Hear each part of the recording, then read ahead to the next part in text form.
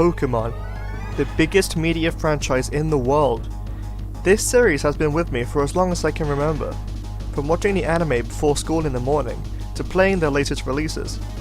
I want to show my appreciation to this magical series by counting down my top 100 Pokemon that currently exist. It's gonna be a long one. I'll be looking at all aspects of the series, not only the stats, but I will be taking good stats into account. In particular, their appearance in the anime, as it shows off the personalities better than the games, as well as how much I like the Pokemon's design and their origins. Of course, this list is extremely opinionated and will definitely not match up to your favourites. Let's not make this list any longer and begin the countdown. Who's that Pokemon? Starting off this massive list is the majestic fox Pokemon, Ninetales. Could you guess where the name came from? Based off of the kitsune of Japanese legend, it's only natural that it is so beautiful. One of my earliest memories of this Pokemon is watching the episode where Ninetales messed with Brock's head by creating illusions and thinking that it is somehow both adorable but also kind of ominous.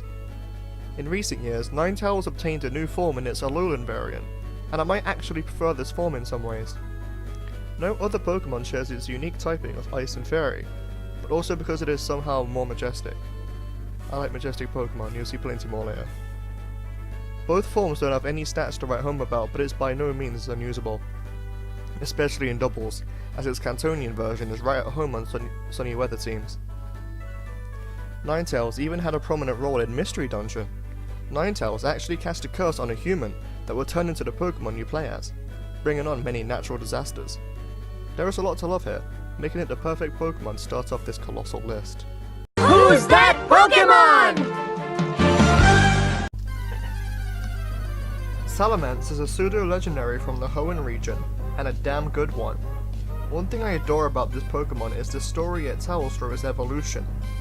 Many Pokedex entries for Bagon, its pre-evolution, tells how it one day wants to fly and constantly throws itself off of cliffs in hopes to miraculously sprout wings, but to no avail. Eventually, the Bagon would evolve into the cocoon-like Pokemon Shelgon, and then into Salamence, finally gaining the wings it fought so hard to get. Truly beautiful.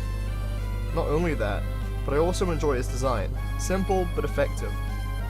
One thing which keeps Salamence from being any higher though, is its underwhelming Mega Evolution. I get what they were going for, but it fell short if you asked me. Salamence is a mixed attacker with reasonable speed, but with a restrictive move pool.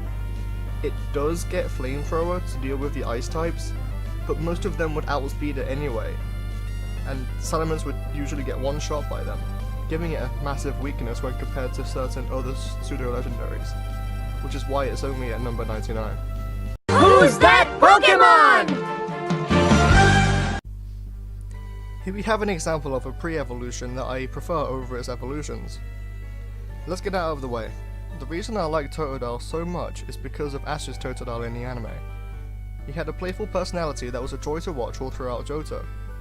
Also, the circumstance that Ash even caught Totodile in was unique, as Ash and Misty had to argue over who would even get the Pokemon.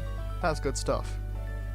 In the games, Totodile is obviously pretty terrible in battle, but that doesn't matter. It is simply a funny little lad. Obviously, Totodile in its evolution line is based off of crocodiles and or alligators, but with a bipedal twist, and an appealing colour scheme. That's really all I can say about Totodile. He just makes me happy. Who's that Pokemon? I don't understand why the Sinnoh evolutions of old Pokemon get so much hate. I love them all. Maybe that's my Sinnoh nostalgia and bias, but who cares? Magmortar in particular is great. It took an already decent Pokemon in Magmar and literally upgraded it using the Magmarizer. It has an arm cannon for Christ's sake, straight up Mega Man! I also enjoy using it in battle from time to time, because its moveset is surprisingly diverse. Flamethrower, Thunder Punch, Belly Drum, Rock Slide, Thunderbolt, Solar Beam, and Earthquake! It can learn so many moves paired with its decent attack stats and fantastic special attack. I'm surprised that I don't see it more. Magmortar's origin is unknown, but it seems to share some elements from multiple creatures, such as ducks and iguanas. Also, his Japanese name is Booburn, and I think that's hilarious. Who's that Pokemon? One thing not many people know is that I really like bugs, particularly dragonflies and antlions. But what do you know, Flygon is sort of both. Pokemon Ruby's Pokédex describes Flygon as the elemental spirit of the desert, since it creates sandstorms by flying. I don't know about you, but I think that's pretty awesome. Its stats are pretty good all across the board too, meaning there are many ways to use a Flygon. It could be a physical sweeper or a special attacker. This creates an incentive to use multiple Flygon, which I know I certainly did. In my most recent playthrough of Oras, I made sure to catch a Trapinch and add it to my team as soon as possible. The typing of Flygon confuses me though. It isn't actually a bug type, but ground and flying. I think bug and ground would have been a much better typing if you ask me. Fun fact, this Pokemon was planned to get a Mega Evolution, but Ken Sugimori got artist block and scrapped the idea. What a shame. Who's that Pokemon? I may like bugs, but spiders are a different story. I hate spiders, but I'm also kind of fascinated by them. Galvantula is the only spider I would purposefully get close to. Found in Chargestone Cave, its pre-evolution Joltik is an adorable Pokemon I often consider raising, and when it evolves it turns into an equally cute but deadly electrically charged tarantula with high speed and special attack, as well as access to sticky webs to lower the speed of anyone who gets close. Arachnophobic shouldn't read its Pokédex entries though, and that's a warning. I also really love the colour scheme of this guy. The blue and yellow complement each other very well. The only thing that annoys me is the fact that it only has 4 legs. Still better than Ariados though, but that bar was already super low. Who's that Pokemon? The first thing to mention about Hatterene is his origin.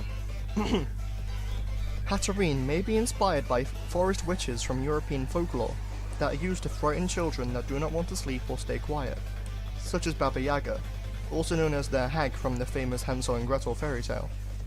Its appearance may be inspired by the Hariyanago, a female ghoul from Japanese folklore, described as a beautiful woman that uses its extremely long hair, tipped with thorn-like barbs to attack.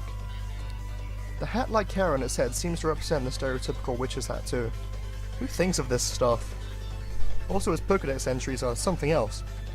This Pokemon can read the emotions of creatures over 30 miles away. The minute it senses hostility, it goes on the attack. Basically, it will beat your face in if you so much as think hostile thoughts, and it will hurt. Hatterene's special attack can reach the max of 408, and it can learn moves such as Psychic, Dazzling Gleam, Thunder Wave, Mystical Fire, and Hyper Beam, etc. What stops Hatterene from being much higher is because I haven't had the chance to properly use it too much, and I don't really like its G-Max form though. It's still a really good Pokemon. Who's that Pokemon? From one of the scariest Pokemon to the jolliest is Ludicolo.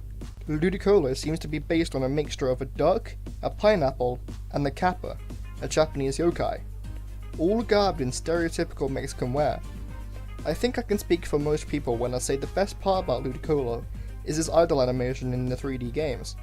He's always frickin' dancing, it makes me happy. This Pokemon spreads joy wherever it goes, ironically unlike Kappas, who are, let's say, not the happiest creatures in the world. Ludicolo has many great abilities too, but Rain Dish is my choice. When there is rain, this ability would heal Ludicolo. Mix that with leftovers and it will be difficult to actually kill this thing. Admittedly, his stats aren't the best, but at least they're balanced. Who cares about that though? If the fabulous Mirror Bee has one, it is instantly a good Pokemon. Who's that Pokemon? Here is the only evolution on the list. Yeah, the only one. Umbreon. Umbreon's origins are uncertain, but I think it takes origin from many sources. The most obvious origin is that of the Black Cat. Anyone with half a brain can see that with a single glance. But what about those rings? The rings on Umbreon's body apparently resemble Egyptian lunar markings and jewellery that have been associated with animal sculptures such as the cat statues of the Egyptian goddess Bastet. The only way to actually obtain Umbreon is by leveling up an Eevee with max happiness at nighttime. Umbreon also has the most simple shiny I can think of, yet it is one of the best in the whole series. Only a truly special Pokemon can pull that off. I haven't used Umbreon that much, but I can see that Umbreon is a defensive Pokemon to combat Espeon, which is more offensive. Honestly, I'm not too impressed by its move pool, but that's what's keeping it only at 92. But hey, I still love Umbreon. Who's that Pokemon? Ah, Psyduck, one of the funniest Pokemon ever. I can't look at this duck without a large cheesy grin emerging on my face. I am of course talking about Misty Psyduck in particular. This dimwit can make me laugh just by existing. However, when its headache gets bad enough, it has been shown to use phenomenally powerful psychic type moves, which far exceed its normal ability. This is what makes Psyduck so fun to watch. You never know when he'll snap.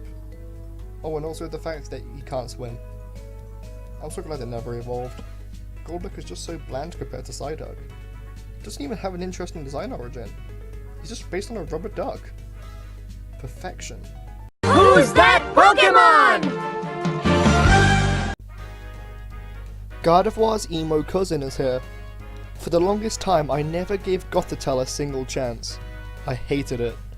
But now after giving it a proper go, I can safely put it in the top 100. It doesn't take a genius to notice that Gothitelle is based on goth culture, specifically gothic Lolita style clothing. I think it works.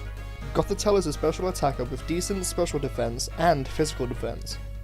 It can learn a myriad of moves, such as Psychic, Energy Ball, Dark Pulse, as well as the newly introduced Expanding Force, meaning it combos well with Indeedee and doubles. What actually causes this newly found liking for Gothitelle is using it in my most recent playthrough of Pokemon Black out of curiosity. It saved me from many losses, and with that I am grateful. I even prefer it over Ryu Nicholas, its white version counterpart. Who's that Pokemon? Mono Normal type isn't a typing that has many good Pokemon. They all just kind of exist. Yet here is Slacking, the signature Pokemon of Norman and the physically strongest non-legendary. Yep, this thing. Take one look at Slacking and you wouldn't think much of him. Slacking's base stat total is almost 700, with his attack stat reaching the total of 460. That is freaking crazy. However, there is one huge, and I mean huge, downside. His ability is Truant, which means every other turn Slacking will do absolutely nothing. However, abilities like Neutralizing Gas, or moves like Gastro Acid in doubles, totally get rid of Truant, and Slacking can destroy the enemy team with ease. Slacking's design uses aspects of both apes and sloths, and kind of reminds me of Bigfoot. This Pokemon may be slacking, but I can assure you it definitely isn't lacking. Who's that Pokemon? Another normal type from the Hoenn region. Zangoose is a beast, but unlike Slacking, its stats aren't uber powerful. Zangoose is pretty balanced, with its best stats being attack and speed. Zangoose can learn Sword Stance and a surprisingly deep amount of moves for a normal type that doesn't evolve. Shadow Claw, Aerial Ace, X-Scissor, Crush Claw, and Close Combat just to name a few. Its ability immunity also means it can't be poisoned, which links to his rivalry with Seviper, which mirrors real-world mongooses and snakes. Unfortunately for Seviper, it isn't nearly as cool as Zangoose. For a normal type, Zangoose is as fierce as they come in terms of looks. In fact, those red markings are actually battle scars. Am I the only one who is reminded of Kratos when I see this thing? This is one mongoose cat ferret thingy you don't want to see in the wild. Who's that Pokemon? The resident time traveler of Johto, Celebi. Celebi is the spirit of the forest, and is responsible for keeping all plant life alive and plentiful with its healing touch.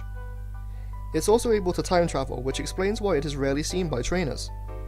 If one was to obtain Celebi, it plays a healer/support role since it doesn't learn many good offensive moves. In both movies it appears in, it is often stolen the show from how damn adorable it can be. But as a kid, the scene where Celebi was slowly dying away and physically rotting kinda disturbed me. I mean, look at this. It even had a prominent role in Mystery Dungeon as a shiny no less. Celebi seems to be based on the typical forest fairy or dryad, mixed with a plant bulb. Yet it still isn't a fairy type? Come on, Game Freak.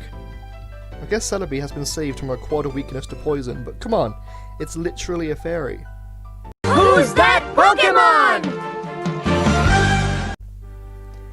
Corsola was a Pokemon I didn't think about twice. All I knew is that it existed and maybe Misty had one at some point. Then Generation 8 came along and gave it a new coat of paint and a brand new evolution, Cursula. Many may argue that its Galarian pre-evolution is better in battle. Yeah, and? It's the design I absolutely adore about this thing. No longer can I mock or forget about Cursula. Cursula carries a metric ton of thematical weight. This is the result of contamination and overhunting. Cursula is no longer the pink happy little rock we'll remember. Now it's a bleached white husk of what it once was, a ghostly blob almost resembling ectoplasm. What makes Cursula even more disturbing is that it's all too real, and links to the real world tragedies in how we treat our oceans. In battle, the sorrow-fueled and vengeful spirit of Cursula resulted in some absurdly good special stats that can rival legendaries if handled properly. Its vast move pool also gives it astronomical coverage for almost any type you throw at it. All I can say is, take care of the coral reefs, people. Who's that Pokemon? You all like sugary desserts? Well, I do, and Alcremie is as sweet as they come. Alcremie is based on whipped cream, or Eton mess, a British dessert made of fruit, meringue, and whipped cream, and it even turns into a multi-story cake when G-maxed. Oh, and there are over 60 different designs you can pick from? Sure, they don't really change anything, but hot damn, 60? I'm sorry, but Alcremie is freaking adorable. I would never eat this thing. I would keep it as a pet and treat it as my own child. In battle, I often use it despite its stats being below average. Alcremie acts as support anyway, meaning it's only useful in doubles. Not much more can be said about Alcremie. It doesn't stand out in anything other than design, which is why it's safely placed at 85. Damn, now I'm hungry. Who's that Pokemon? Do you like army turrets? Do you like seafood?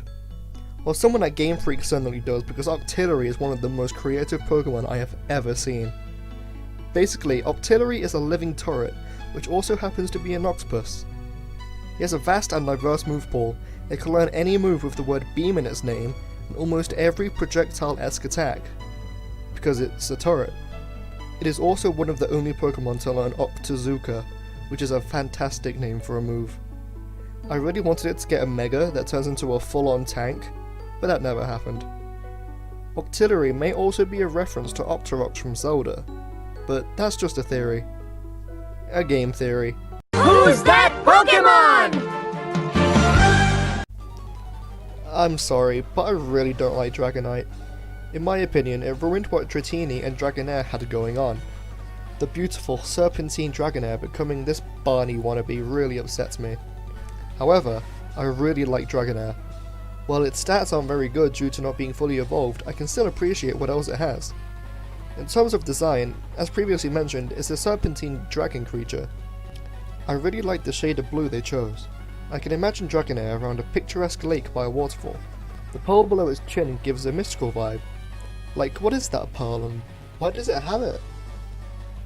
The wings on its head references the Greek god Hermes, but also had me hoping that its evolution would sprout beautiful angelic wings, and it would finally be able to fly. Well, it has wings. Who's that Pokemon?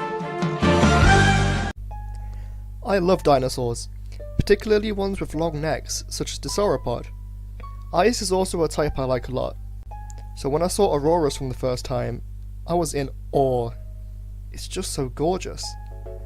The two large flowing sails extending from the top of its head, the bright blue eyes and those shimmering crystals spread around its body.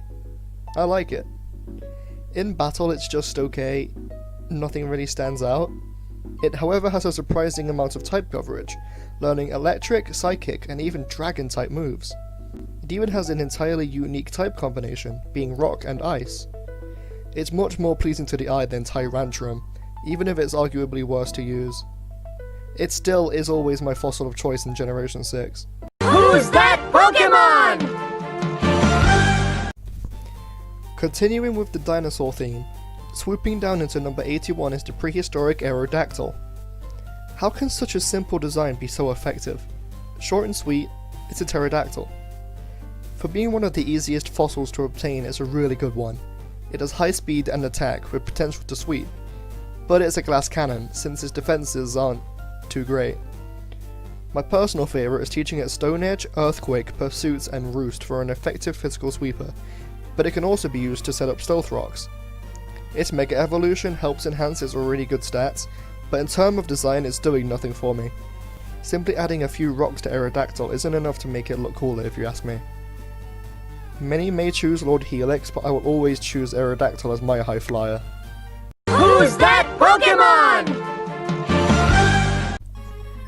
The coolest of the Reggie trio is Regice, the Iceberg Pokemon.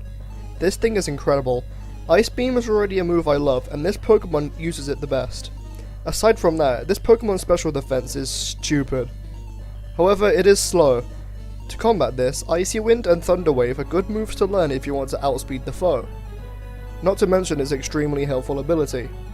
Clear Body stops anything from lowering its stats. Intimidate will do nothing, for example.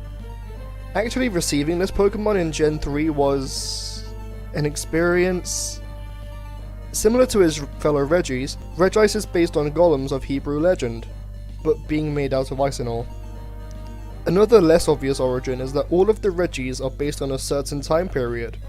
Regirock represents the Stone Age, Registeel the Bronze Age, and Regice the Ice Age. This proves that certain Pokemon can be deeper than they may seem. The reason I prefer Regice over the other Reggies is just that I use it the most often, and I think its design is the best, even if its shiny kinda sucks. Who's that Pokemon? Rapidash is a Pokemon I feel alone in liking. At first glance, it may just look like a fire horse. Well, I can't really fault you there. Its Cantonian form doesn't offer much in originality, but not every Pokemon has to be deep. In my first ever playthrough of Sinnoh, I used a Rapidash for a while, even though I already had an Infernape.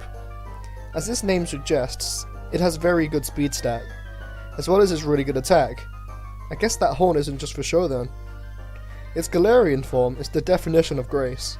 I mean, it is based on the typical representation of unicorns. Of course it's grateful. In battle, it does exactly what you would expect. It has the same stats as its fiery cousin, but with fairy moves instead of fire. But that isn't a problem. Admittedly, there are way better fairy types to use in battle, but Galarian Rapidash has a decent signature ability in Pastel Veil, which prevents it and its allies from being poisoned, potentially life-saving. What a noble steed. Who's that Pokemon? Ah snap, it's Crocodile. I adore this Pokemon. This guy is a weapon. It's so strong and perfect for Sandstorm teams. It has a good typing and access to many fantastic moves, and what might be my favourite ability in Moxie, which raises its attack stat whenever a Pokemon faints. But it also has Intimidate to deal with physical teams. Take your pick. And if it has a Choice Scarf, it may just destroy whole teams. Unless they have a fast fighting type, that is. His design is great too. I already love crocodiles, so it's natural that I would like this Pokemon. I wouldn't wrestle this crocodile if I were you. Its Dark type comes from its secondary origin of a gang leader or criminal, hence the clever name.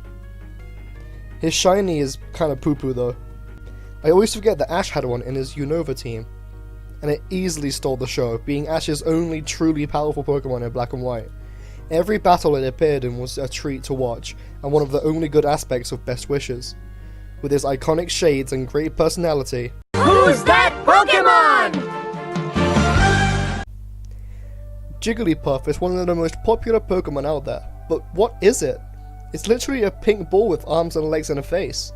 If Kirby can do it, I don't see why Jigglypuff can't. The two reasons people point to when talking about this Pokemon's popularity is Smash Brothers and the anime. In the first few seasons of the show, Jigglypuff was a reoccurring character who wanted to share its singing talents with the world. However, whenever it sang, anyone unlucky enough to be in the vicinity would instantly fall asleep. This deeply angers the puffball, and it would proceed to doodle on their faces with permanent marker. Scary. This alone would make Jigglypuff popular, but Smash Brothers would heighten it even further. And Jigglypuff was a last-minute inclusion. Melee is where the Puff would shine. I mean, it could potentially one-shot you with rest. There really isn't much else that can be said without this becoming a Smash discussion, so I'll leave it at that for now. In short, this pink, pudgy puffball is cute, deadly, and iconic. Huh, it really is just Kirby. Who's that Pokemon? Sneaking its way to number 76 is Spiritomb. Spiritomb seems to be based on Jibakurai, a spirit bound to a single place, in this case, the odd keystone at its base. And first of all, let's discuss how you actually obtain this thing. To receive this Pokemon in Sinnoh, you must 1. Go to the hollowed tower and place the odd keystone item in it. Then, go to the underground and talk to 32 other players. Only then will Spiritomb spawn. What a strange way to receive a Pokemon. For the longest time, Spiritomb was one of the 2 Pokemon to have no weaknesses, until the Pixies has to crash the party. Its stats are as mixed as they come. Both of its attack stats are base 92, and both of its defenses are a base 108. This comes with the sacrifice of speed at base 35. Perfect for Trick Room teams. Its move pool is shallow, being made up mostly of dark and ghost type moves. Spiritomb isn't a Pokemon I would use much, but with how unique it is, I won't be forgetting about it anytime soon. Who's that Pokemon? To put it simply, Bisharp is badass. He looks awesome and not to mention deadly as hell. He has blades all over his body, including the blade of a freaking axe on his head. In addition to his looks, he also has a kick-ass typing of Dark and Steel. That's metal as fuck. Just keep him away from fighting types. Bisharp fits the role of a physical wall, meaning his attacks and defense are exceptional. Its best ability is also Defiant, which raises its attack by 2 stages when a stat is lowered. It is even said to command an army of Pawniards, mirroring its chess inspiration. No wonder he is so strong. I have raised many of these things. I even have a shiny one that constantly leads me to victory. I even used it in my Pokemon White 2 and Pokemon Y teams. Reliable, as a Bishop should be.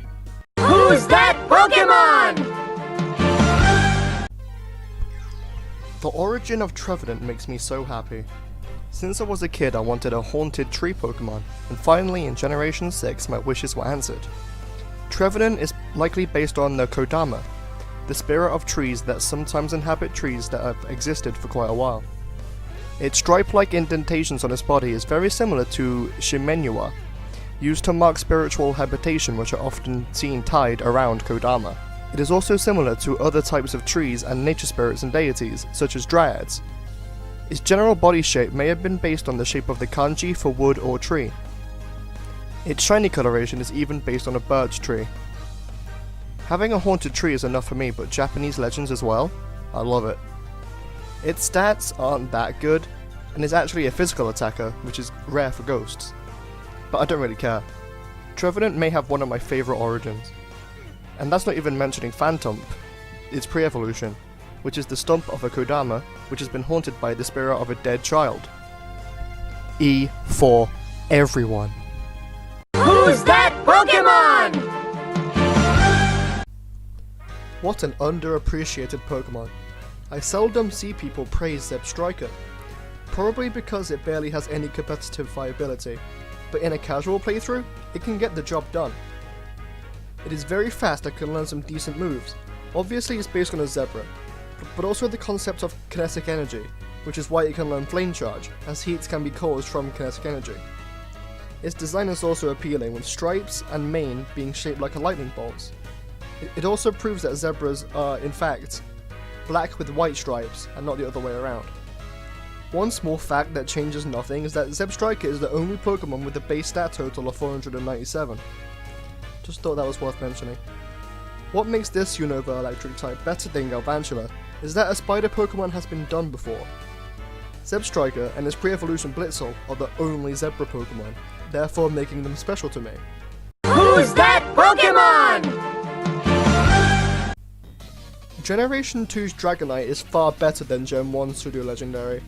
Tyranitar has off-the-chart strength and similar evolution levels to Dragonite. While Tyranitar is weak to more things than Dragonite, it makes up for it in more strengths. I recommend teaching it Dragon Dance to ensure that you can wipe out anything that gets in your way. Sandstream is also an amazing ability for weather teams, and can power up a certain mole Pokemon we'll get to later. That alone makes it extremely helpful. Tyranitar's design seems to be based on multiple different kaiju, meaning large monster in Japanese. but most people compare it to Godzilla, and I see why. However, its dark and rock typing means you should probably keep it away from fighting types. They can cause problems. Its Mega Evolution makes it look dopey, but gives Tyranitar a boost in both defenses and in attack, with a small sacrifice in speed. Totally worth it. Also, it has one of the most badass names in the whole series. Tyranitar. That name oozes awesome. Who's that Pokemon? Raikou is one of the most intimidating electric types out there, based on the saber-toothed tiger as well as the Japanese legend of Raiju, or Thunder Beast. If a Pokemon is based on mythology, I probably like it a lot. Raikou's best stats are special attack and speed, meaning it has the potential to sweep. However, it would take 3 generations until Raikou would receive a good move pool. Teaching it Rain Dance as well as Thunder means Thunder will hit 100% of the time. Also, moves like Zap Cannon, Weather Ball, Aura Sphere, and Extreme Speed are also good choices. My first exposure to Raikou was through Pokemon Chronicles and the short movie that features Raikou. And while that movie isn't great, it still helped me learn about and appreciate this amazing Pokemon. I properly appreciate Raikou with the Generation 5 Shiny event, which showcased its new buffs. The thing which makes me prefer it over Suicune and Entei is a combination of things that I've already discussed, as well as Electric being one of my favourite types. Who's that Pokemon? Ampharos is a shockingly popular Pokemon. I mean, what even is it? I guess it's a sheep without its wool? Many people know Ampharos from the lighthouse in Olivine City, which fell sick, and then it's the player's duty to get medicine to allow the lighthouse to work again, since Ampharos fuels the lighthouse. I don't have much experience using Ampharos, but from what I have seen, it has a good move pool, including Cotton Guard, which greatly raises its defense, but it can also hold Choice Specs to make its attacks even stronger. And Game Freak knows how popular it is, since it can be caught alongside Riolo in Black and White 2 very early on. In Japan, its name roughly translates to Electric Dragon, which made literally no sense for decades until it got a Mega, which adds Dragon to its typing. Speaking of, its Mega is also hilarious to me. Those long flowing locks are truly mega. I do think Ampharos is a bit overrated though, don't hurt me. You know, for a Pokemon known for its glowing tail, don't you think it's a bit strange that it can't learn Tail Glow? Who's that Pokemon? Lycanroc. All 3 forms of it. How can you not like it? Lycanroc's midday and dusk forms appear to be based on a wolf, while its midnight form appears to be based on the stereotypical werewolf. The duality between midday and midnight forms may be a reference to the Okuri Inu, a mountain wolf creature that could take either a protective approach, similar to midday form's behaviour, or an aggressive one much like midnight form. Japanese legend mixed with dogs? Yes please.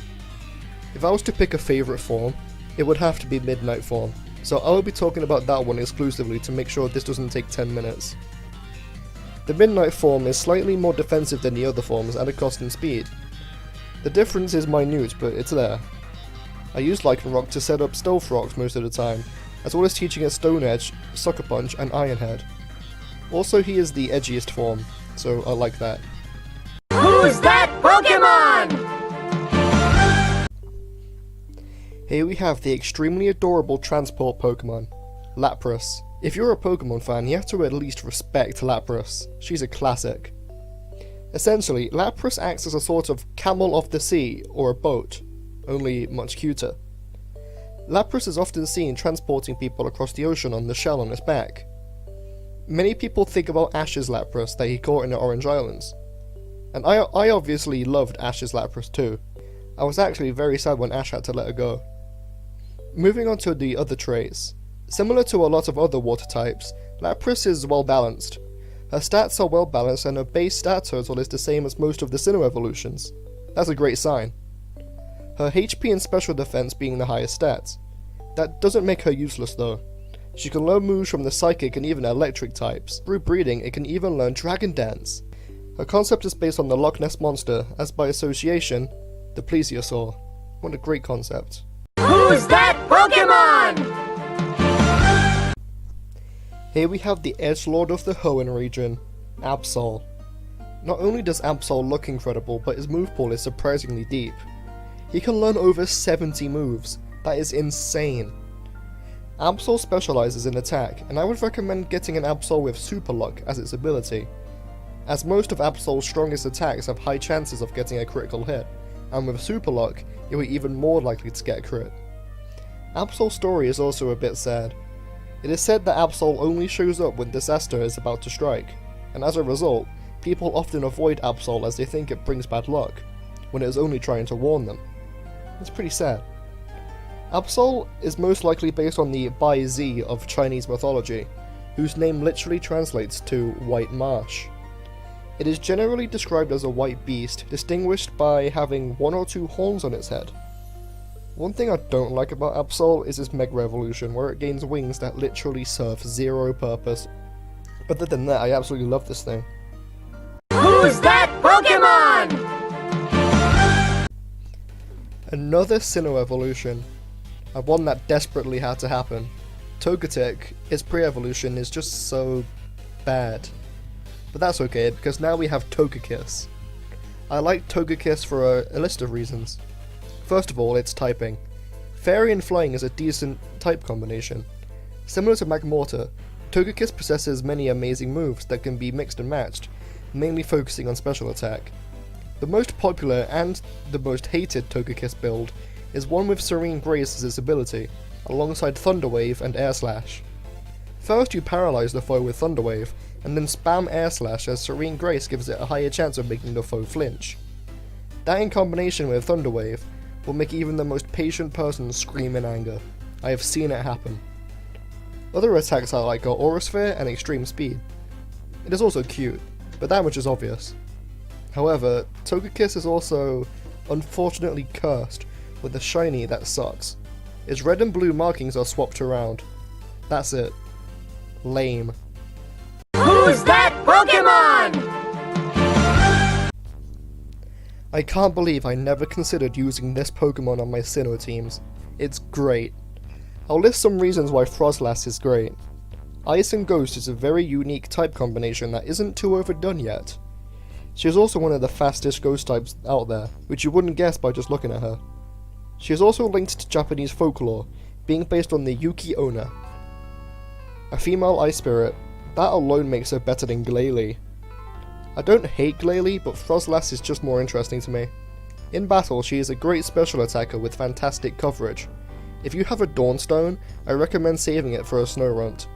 Sorry Glalie fans, at least you got a Mega. Actually, why doesn't Frostlass have a Mega? There is so much potential. Game Freak, please, bring back Megas and give Frostlass one, I beg. Who's that Pokemon? The mascot of Sapphire, and the beast of the sea, Kyogre. Essentially what is Poseidon's pet fish, Kyogre is one of the scariest sardines. Living in the deep oceanic trenches of Hoenn, Kyogre possesses the ability to cause tremendous tsunamis and downpours. It is said in legend that Kyogre expanded the sea by causing torrential rain and massive tidal waves. Kyogre is one of the best special walls obtainable, and his abilities are more devastating than you could imagine. His special attack is in the high 400s and his special defense is just as high. As previously mentioned, Kyogre can cause massive floods in a matter of seconds. This is thanks to his ability, Drizzle, which causes rain to pour when Kyogre is present, meaning it combos well with water types and the move Thunder. No fire types are safe. Needless to say, I prefer Team Aqua over Team Magma. Kyogre's conflict with Groudon is similar to that of Leviathan and Behemoth, who would start a battle that would kill them both at the end of time. Like Kyogre, Leviathan is associated with the sea, and the Hebrew word for Leviathan is now used for whales in modern Hebrew, which may be why Kyogre's appearance also draws inspirations from whales, particularly the orca or killer whale. It's these types of origins that make me love Pokemon. Who's that Pokemon? When it came to picking my Generation 8 starter, I must have spent about 10 minutes working through the pros and cons of each one based on their design alone. Which one did I pick? Inteleon. Inteleon is the definition of awkwardly epic. I mean, it's the love child of James Bond and Gex of all things. Maybe a bit of Team Fortress 2 snipers mixed in there as well. Yep, Inteleon is the most slept on starter of the generation, for literally zero reason. I mean, he shoots water bullets from its fingers with pinpoint accuracy. It's tough as nails too. Inteleon is a solid special sweeper with decent coverage, and while it's not as broken as its fiery cousin, it's still my overall favourite. Definitely a new favourite water type for me. I want to talk further about his origin. Inteleon follows the motif of British intelligence, with their hands being often posed like a gun, spouting water out of his fingertips, while the colouring of the skin and the belly forms a pattern resembling a blue jacket and black trousers on a white shirt. Its Gigantamax form even looks like a sniper on a rooftop. Who's that Pokemon? Didn't expect this one, did ya? A middle evolution starter Pokemon. I love Duat. It feels like the perfect continuation of Oshawott, a cute starter becoming a cool and badass samurai. Samurott, however, I don't like. I feel like it shouldn't have been quadrupedal, it just looks awkward. Duat is based on the otter, one of the cutest animals on the planet, but also based on a samurai as previously mentioned. After watching Rurouni Kenshin, I have come to really love samurai, and I feel like Duat best represents samurai. The swords Duat wields are dual skull chops. I don't know about you, but I think that's freaking cool. Sorry Samurott fans, but I won't be evolving my Duat anytime soon. Side note, everyone go and watch or read Rurouni Kenshin, it's incredible. Who's that Pokemon? It seems since Generation 5, each new generation has introduced great bug type after great bug type, while Generation 8 didn't disappoint. Enter Frosmoth. This is what you get when you smush together the design of Volcarona and the beauty of Milotic. How can a moth be this beautiful? Orbeetle and Scorch are great too, don't get me wrong, but they will never compete with Frosmoth. Easily a love at first sight, even as a snom. Ice and bug type was always a typing I had only dreamed of, but now it's here to stay. Like most bug types, it's not overly fond of stones, and the smallest ember will knock it out cold. Frosmoth is another special oriented bug. It has really good special attack, but slightly lacking in the defense until Ice Scale is activated. Then its defense is on par with Regice. It can even learn Quiver Dance. Its appearance is one of my favourites from the newest generation. It has deep blue eyes and long eyelashes, as well as a blue jewel between its eyes and 2 long antennae, which are grey at the tip with trapezoidal patterns. All I can say is I want to plus shove it now. Who's that Pokemon? Here we have Serperior, the opposite of Duat. While I like Duat more than its final evolution, Serperior is the only Pokemon in its line that I like.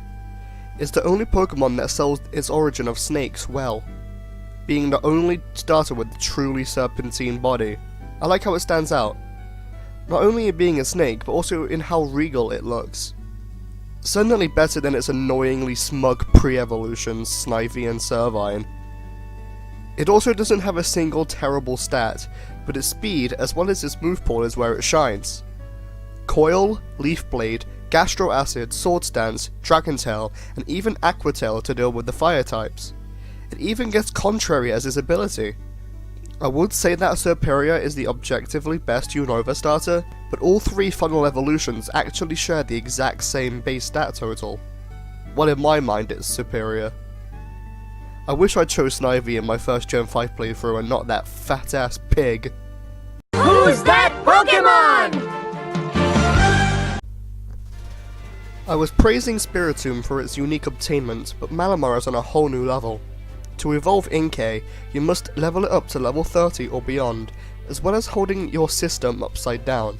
Yeah, upside down. This is shown in its design. If you take a close look, you can tell that Malamar looks like an upside down squid. Its body orientation and hypnosis abilities may have been inspired by the vampire squid's abilities to invert its tentacles and produce light. Malamar has a really overpowered ability in Contrary, similar to Serperior. This ability means that moves like Superpower, which usually lowers your attacks and defense, actually raise your attack and defense, and vice versa. It can also learn Topsy-Turvy, which would reverse any stat boost the enemy has. This is potentially fatal. To balance this, Malamar is slow and doesn't have any overpowered stats without buffs, but its English voice in the anime makes me laugh.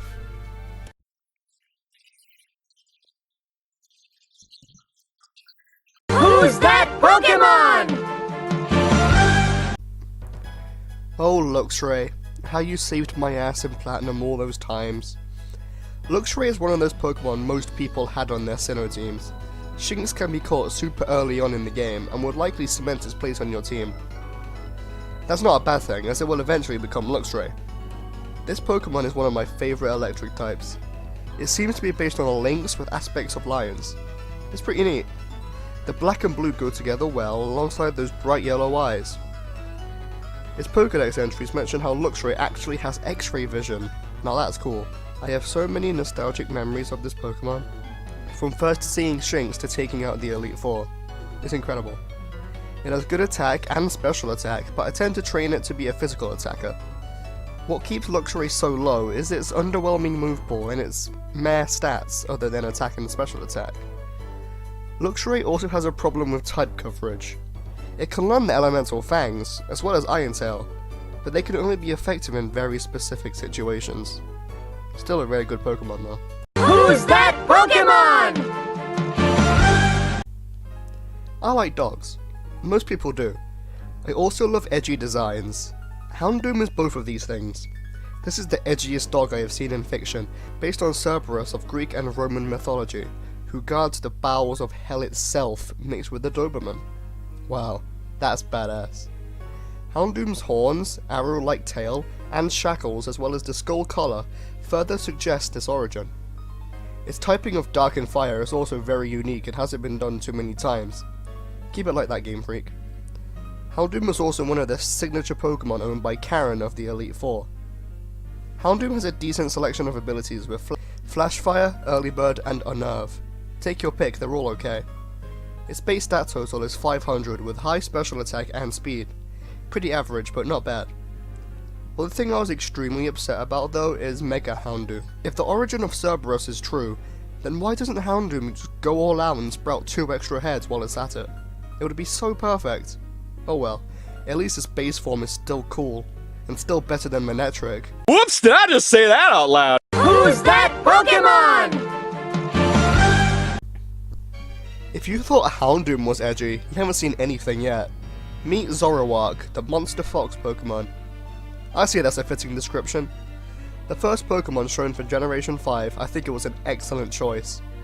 Zoroark's main gimmick is illusion. When Zoroark is sent into battle, it takes the form of the last Pokemon in your party. This messes with the opponent's head and can result in some funny moments. Zoroark is a mixed attacker, and has stats similar to Lucario, who I may or may not be covering later on the list. Bottom line, Zoroark is a sneaky and sly son of a bitch. You know, like a fox.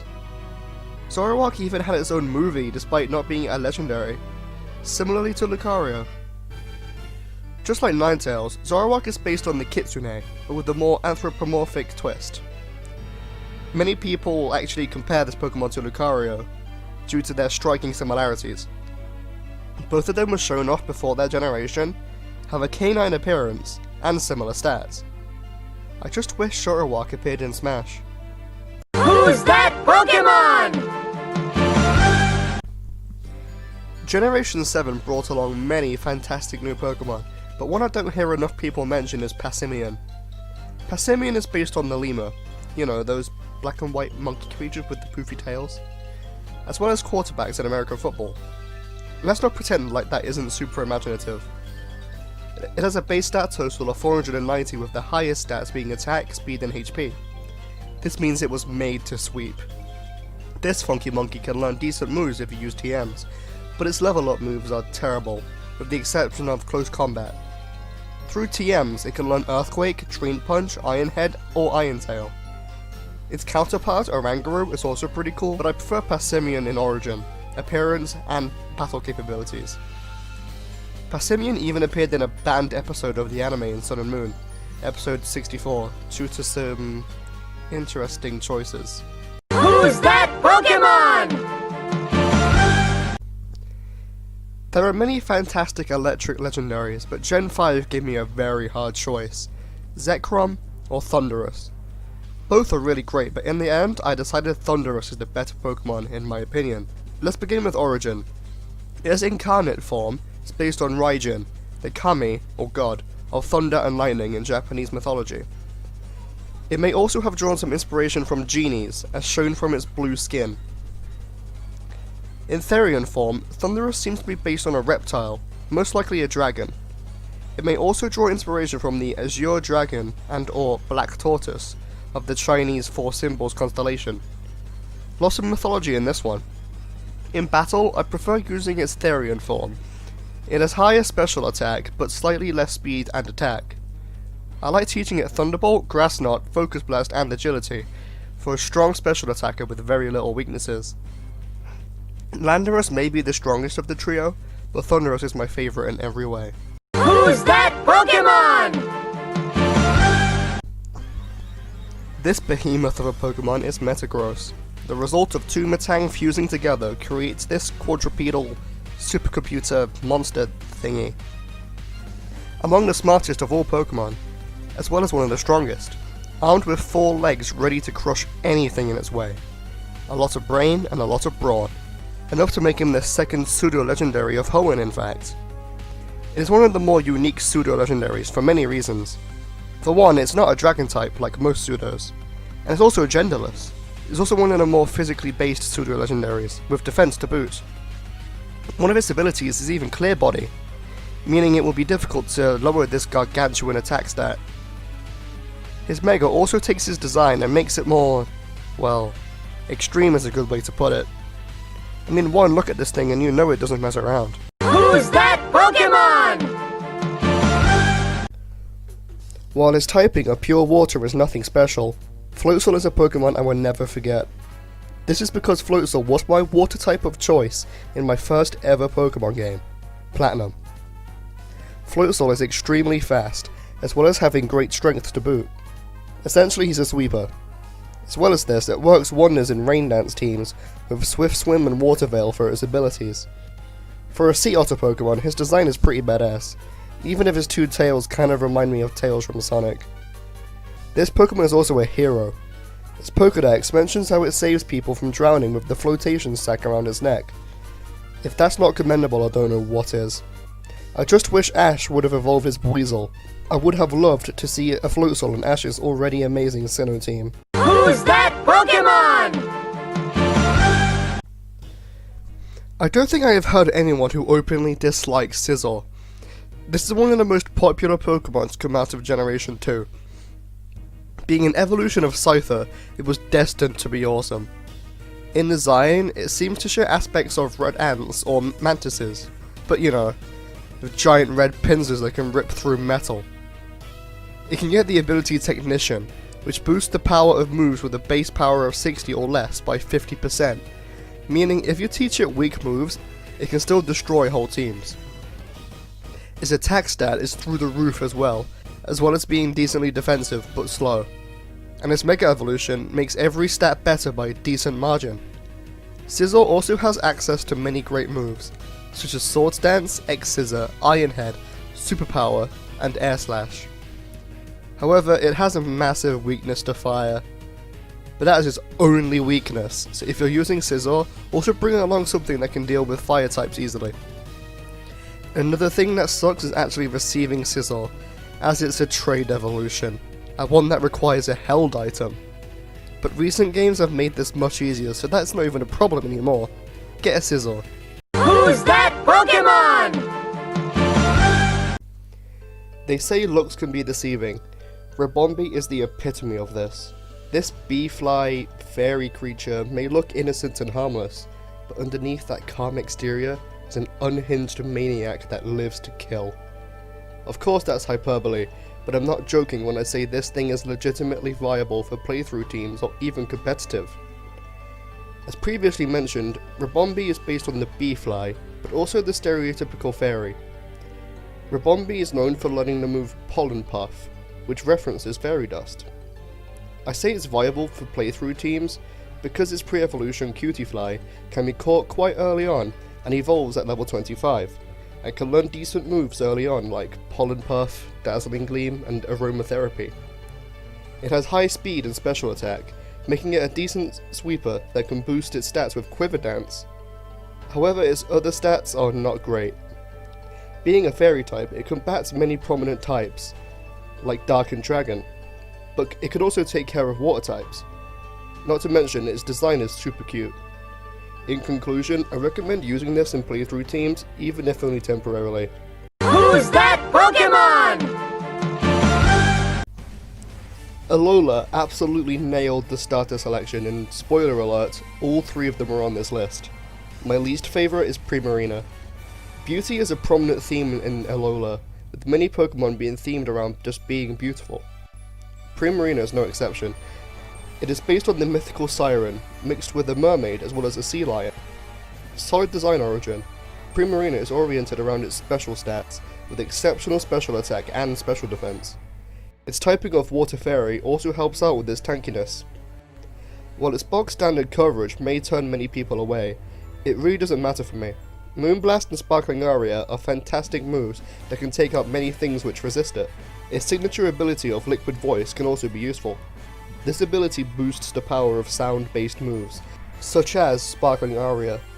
The only thing that keeps it from being any higher is just the fact that I like the other 2 way more. Who's that Pokemon? The 3rd Alolan Pokemon in a row, and another water type, is the ever-majestic and always powerful Tapu Fini. Just like its other Tapu counterparts, it guards an island, in this case the Pony Island. Tapu Fini's appearance when it closes its shell resembles a swordfish or a marlin, but when its shell is open, Tapu Fini's resembles a mermaid or a siren, just like Primarina, but more humanoid. It may also be inspired by Kanaloa, one of the 4 major Hawaiian gods and god of the ocean.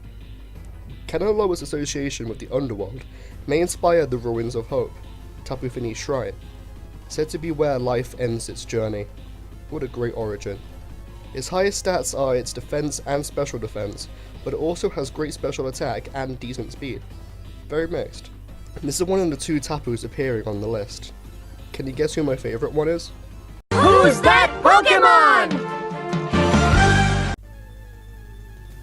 Jirachi is a Pokemon that I don't see enough people talking about. This is because its spotlight is often overshadowed by the likes of Mew and Celebi. It's a real shame because I really love Jirachi. It's very unique and is basically a genie. Jirachi is shown to have the power to grant wishes, and is likely based on the phrase "to wish upon a star." This is showcased in the movie he appears in, which is coincidentally also very underrated. In this movie, Jirachi is cute but also very funny. In terms of game data, Jirachi is one of the lightest steel-type Pokemon, and has stats similar to that of Mew and Celebi. It also has access to Serene Grace, which is one of my personal favourite abilities. Jirachi is a Pokemon that I use from time to time and often leads me to victory. As previously mentioned, its stats are similar to Mew and Celebi. Its stats are balanced with a base of 100 in every single stat. I just wish more people would show love to this little guy, but Game Freak rarely includes it in anything. It really sucks. Who's that Pokemon? Gardevoir or Gallade? Sorry Gardevoir fans, but I'm going with Gallade. Lean, valiant, and regal. These are words that I would use to describe Gallade. Everyone should use a Gallade in a playthrough team at least once. Giving a male Curlier a Dawnstone is an ingenious move that will save your team from failure at least once. Gallade makes for one of the most unique fighting types yet. Some may say Gallade is nothing more than a physical Gardevoir. To that I say, well, yeah. They are correct technically, but I also find Gallade to be more interesting and fun to use. Not only are its offensive stats damn good, but its special defense is really good too. Like it can rival Suicune. That is what makes Gallade unique compared to other fighting types. It can give hits and take them. Gallade can also learn Leaf Blade and the Elemental Punches, which are some of my favourite moves ever. Gallade's design is based on a noble swordsman and actually defends Pokemon that have no means of defense themselves. That is a noble swordsman right there. I named mine Zoro until a recent other Pokemon was created. We'll get there. It also has one of the few Megas that I have no complaints about. Simply adding a cape fits Gallade so well. Who's that Pokemon? Ugh, here we go. Charizard. Do I think Charizard is overrated? Yes. Do I hate Charizard? No. Charizard is a super fun Pokemon to train. In the earlier generations, Charizard was a great fire type due to its immunity to ground moves.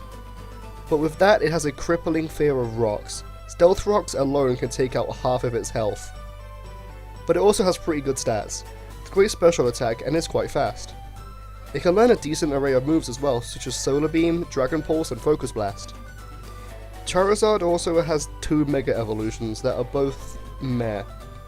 I like the design of X, but hate using it. And I hate the design of Y, and I like using it. That reminds me, people often say Charizard is one of the best Pokemon designs. I'm sorry, but I just don't see it. It's a typical dragon, not bad but nothing special. But its Gigantamax form, now that's a ferocious looking dragon that isn't actually a dragon. Let me repeat, I don't hate Charizard. I mean, he's on the list, isn't he? Shouldn't that be enough? Oh, and he is a fun character to use in Smash. For what that's worth. Who's that Pokemon? Another Pokemon I love for how elegant it is. Seriously, just look at Milotic. His whole design is based on how beautiful it is. For a while, the only way to even get Milotic is by making the already hard to get Feebas and making it as beautiful as possible. The origin of Milotic seems to be a mixture of sirens, who would lure sailors in with their haunting songs and then kill them, and the Oarfish. A great concept for a Pokemon. Despite having a decent yet underwhelming move pool, Milotic is great in battle. Her special defense is on par with Blissey, which is no easy feat. Anyone who has played through Emerald remembers Wallace's Milotic, and how much of a bitch that was to take down. Marvel Scale is also a great ability, which allows it to boost its defense when inflicted with the status condition. A really interesting fact is that Milotic seems to be a counterpart of Gyarados. They are both serpentine fish, have the same base stat total, sharing the same HP, defense and speed stats, with attack, special defense, and special attack stats sharing the same values but in different arrangements. Milotic is basically a Gyarados who had way too many beauty supplements. Who's that Pokemon? I really feel bad for Crabominable. This Pokemon receives so much hate online for no reason. I find him to be extremely charming. Crabominable was born from Crabrawler, its pre-evolution, living in cold climates, such as mountains, which is actually how you evolve Crabrawler. While this does mean you won't be able to use Crabominable in most playthroughs, finally evolving this little guy will reward you. The design is based on the oh so terrifying coconut crab, but also the legend of Yetis. For such a scary concept, Crabominable is really a goofball. Look at him, a big lovable oaf. But don't underestimate him. He has a base 132 attack and one of the best defensive typings imaginable. He can cover 9 different types with that typing alone. Ice Hammer will crush even the bulkiest grass, ground or dragon types. So please tell me, why does he get so much hate? I really want to know. Because all I see is a strong, goofy and charming Pokemon. Who's that Pokemon? Nice cock. Meaning Blaziken, of course. Blaziken is a strange looking one, ain't he? It looks nothing like a chicken, but that's what makes his design so special. There really is nothing that looks like Blaziken. Gen 3's best fully evolved starter is another Pokemon that specializes in attack and speed, while also having decent special attack. And if you have a Blaziken with the ability Speed Boost, that speed stat will look mighty impressive in only a few turns. It can learn many strong fire and fighting type moves, including Blaze Kick, which was once its signature move, as well as Sky Uppercut, but it can also learn Earthquake, Stone Edge, Bulk Up, and Sucker Punch. Its Mega Evolution is also very neat, and was given away to people who bought X and Y at launch, like me. Some other interesting things about Blaziken: it debuted before its generation, which is unusual for a starter. Also, it is tied with Darmanitan for the highest base attack stat for non-legendary fire types. Blaziken is a special one, that's for sure. Who's that Pokemon? From one Firebird to another, here we have Talonflame. Gone are the days of early game normal flying types, as Kalos gave us a fire flying type instead. Like all Pokemon with this typing, rocks are a definite no-no, especially with this thing's physical defense. Its base attack stat isn't even that great, but its hidden ability, Gale Wings, will give it a much needed push for a fight. This gives a speed boost and priorities for flying type attacks. So imagine Brave Bird having similar features to Quick Attack, but much stronger. Until it was nerfed. Now that is only the case if Talonflame is at full health. This makes it considerably weaker, but every fighting type is still screwed if they come across Talonflame. Its moves and ability is much of the reason why it's this high on the list, but like many people, I used one on my initial Kalos team, and it helped me through many tough fights.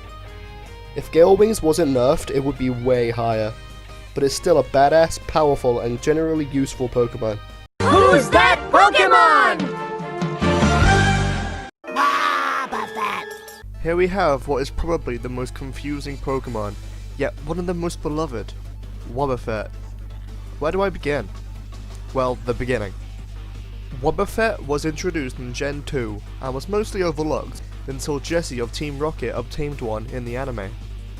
And then it instantly stole the show, just how lovable this blob is. Every time he burst out of that ball, a big old smile would appear on my face. Him and Jessie had a very interesting dynamic. She appeared to hate Wobbuffet, but deep down she loved him like a son. But what even is Wobbuffet? Well, the closest guess is that it's based on a punching bag, which ties into his battle capabilities. More on that later. But also based on a series of Japanese dolls and even a Japanese celebrity, in the late Sanpei Hiashiya. What a crazy design for a Pokemon. Now, Wobbuffet in battle is very interesting, as it can't directly hurt foes, but instead relies on reflecting or countering attacks it receives, like a punching bag flying back at you after you hit it. This makes using Wobbuffet a game of, can I outsmart the opponent, because of this. This Pokemon is often banned to avoid the unlikely occurrence that both sides use Wobbuffet, resulting in a stalemate. Well, even if I can't use this Pokemon, I will always love it. Who's that Pokemon? The electric member of the bird trio, and the best electric type from Kanto, is Zapdos. It may have a weakness to rock, but that won't stop this awesome avian from being a great Pokemon in my eyes. Zapdos got a huge boost in usage in Generation 4 thanks to the physical special split, as well as being able to learn Heat Wave and Signal Beam to deal with steel types, and something to deal with ground types. Its special attack can be a max of 383, which is pretty good. Other than having great special attack, I love the looks of this thing. The sharp feathers on its wings resemble thunderbolts. Some may say it looks ridiculous, but I just think it looks cool. Better than Colonel Sanders over here. At the time of writing this, Zapdos' Galarian form hasn't released yet, but I can say that swapping the electric type for fighting will make for an interesting physically based counterpart for Zapdos. Just release it already, damn it. Who's that Pokemon? Next up is the only dragon type debuting in Generation 2, Kingdra. For a long time, Kingdra was the only water and dragon type, and is still the best one to pull off if you ask me. He's been a fan favourite since his debut, and I see why. If you ever find the rare dragon scale item in any game, please keep it. You'll want Kingdra, even if you already have a water type. Being based on the leafy sea dragon, Kingdra looks elegant but also regal, probably why King is in its name. In battle, Kingdra is well balanced, meaning there isn't much to complain about when it comes to battling. I mean, not a single stat goes below 70, so that's pretty good. One thing I would change is giving it more coverage, since it rarely learns moves that aren't water or dragon. Not much more can be said other than to get one as soon as possible. Who's that Pokemon? It's been a while since I talked about a ghost type. Let's change that. Enter Bayonet. Let's get right into its concept. Bayonet seems to be based on the idea of a haunted doll, and its appearance and habit of sticking pins in its body may also reference to the popular concept of voodoo dolls. But this isn't what makes Bayonet stand out. It would be his Pokédex entries. Diamond and Pearl states that Bayonet is a doll that became a Pokemon over its grudge from being junked. It seeks the child that disowned it. The disturbing part is that we don't know what it would do to said child. Kill them? Torture them? Curse them? We don't know. Bayonet isn't super reliable in battle, but Gen 6 graced Bayonet with a Mega that boosts most of its stats, giving it a much needed push. And this design is awesome. If you want a ghost type, you can do much worse than Bayonet. Who's that Pokemon? The first Ultra Beast on the list is coincidentally the first one most players saw, Nihilego. Like most UBs, this weirdo has a very strange origin. At base level, it may just look like a jellyfish, but it also resembles a class of microscopic Siderian parasites that are known to cause infectious whirling disease in various fish species. Its design also resembles Lily, a main character in Sun and Moon. Remember how I said Nihilego is based on a parasite? Well, this is significant because in the story of Gen 7, this Pokemon fuses with Luzamine, creating this disturbing looking mishmash of human and Pokemon. I've not even mentioned its stats yet. Overall it has very good stats, but terrible attack and defense in particular. It shines in special attack and speed. I often use this Pokemon to set up Stealth Rocks or Toxic Spikes, as well as giving it Thunderbolt and Power Gem. I really hope Ultra Beasts are brought back in Crown Tundra. I miss using these wonderful freak shows. Who's that Pokemon? Here we have the second Alolan starter and my original choice, Decidueye. Decidueye is based on various species of owl, such as the extinct stilt owl, which explains its secondary ghost type. Very sad when you think about it. Aside from this, it is also based on the archer, since it fires its feathers like arrows, as shown in Spirit Shackle, its signature move. In battle, Decidueye is very balanced, as it's a mixed attacker. He has good defenses and decent speed as well. Like I said, I chose this Pokemon in my initial Gen 7 playthrough, because Rowlet stood out to me because 1. It's cute, 2. I love owls, and 3. Decidueye was leaked prior to release, and was easily the coolest looking one at the time and probably still is. But there is one more Alola starter that I liked slightly more. You probably know which one I'm talking about now. Who's that Pokemon? Lucario. You either love it or hate it. I for one welcome Lucario. Lucario has helped me through 3 different regions. The egg that hatched into Riolu and Sinnoh led to Lucario being a member of my most recent Sinnoh team, as well as Riolu being catchable in early Black and White 2 alongside Mareep, which led to a strong team member in time for the second gym. And then in X and Y, Mega Lucario is straight up given to you. Lucario was the Pokemon chosen to introduce the concept of Mega Evolution. This is because Mega Lucario takes Lucario and simply makes him stronger, nothing more, nothing less. And the design change is small but effective. This Pokemon is based on Anubis of Egyptian legend, which is an awesome concept for a Pokemon. Lucario also has the distinction of being able to sense and manipulate aura, the life force of living organisms. Now that's badass. This Pokemon is the definition of a mixed attacker. Any move you can teach it can be used to good results. Lucario is also a character in Smash, but I rarely use him, but I do love his aura mechanic of getting stronger as he takes damage. Not to mention he's voiced by Goku. Lucario easily takes number 34 on the list. Who's that Pokemon?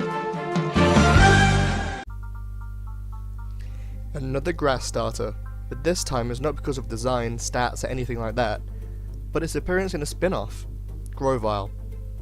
Before we get into the nitty-gritty, Grovyle has a good design that I actually prefer over its evolution Sceptile. It looks swift and badass. He's based on the Dromaeosaurus and geckos, pretty cool. Being that it isn't fully evolved, it's not very good in competitive battling, but that doesn't matter. Now for Grovyle's role in Mystery Dungeon.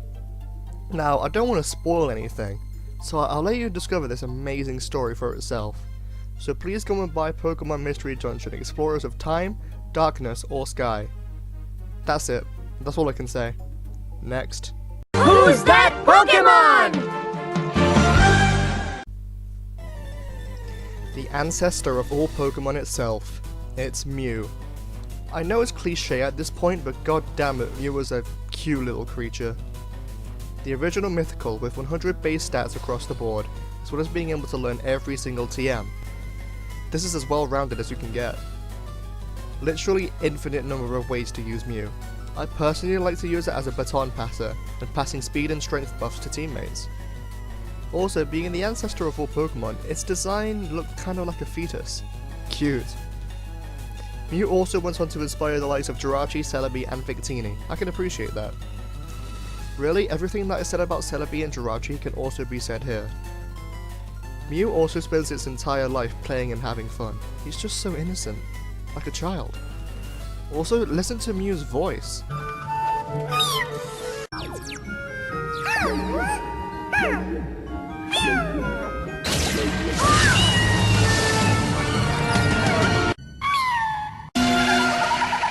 Who's that Pokemon? Here's the final Alola starter I mentioned. By process of elimination, it is Incineroar. You can probably see that Incineroar is a bipedal tiger. Obvious design origin is obvious. But Incineroar is also a professional wrestler. Its personality reflects this. It loves to fight but also to entertain, and it is said that it's good around children. In battle, Incin is no slouch. Its hidden ability is Intimidate, which makes it a good switch in when against a physical attacker. Despite being a wrestler, Incineroar is a very mixed attacker, but I would still recommend training it in physical attack. Incineroar is also one of the few Pokemon blessed to be included in Smash, being the only wrestler type character as well as one of the most expressive alongside the likes of Wario and Dedede. All in all, Incineroar is my favourite Alola starter by a slight margin. Who's that Pokemon? How the hell did Game Freak make an apple Pokemon interesting? I'm not sure, but they sure as hell succeeded. Applin is able to evolve into two different Pokemon depending on which version of the game you chose. Flying Apple or Fat Apple. I'm going with Flapple. Seriously, the whole idea of this evolution line deserves a medal. They are designed after the image of a little green worm buried inside an apple. Flapple is the result of an apple fusing with the worm and turning said apple into wings and armoured plating. It commits to the apple theme so hard, it's hard to find any complaints about the design. Not to mention its G-Max form is a caramel apple. The signature moves reference to the toxicity of apple seeds, as well as the story of an apple falling onto Isaac Newton's head.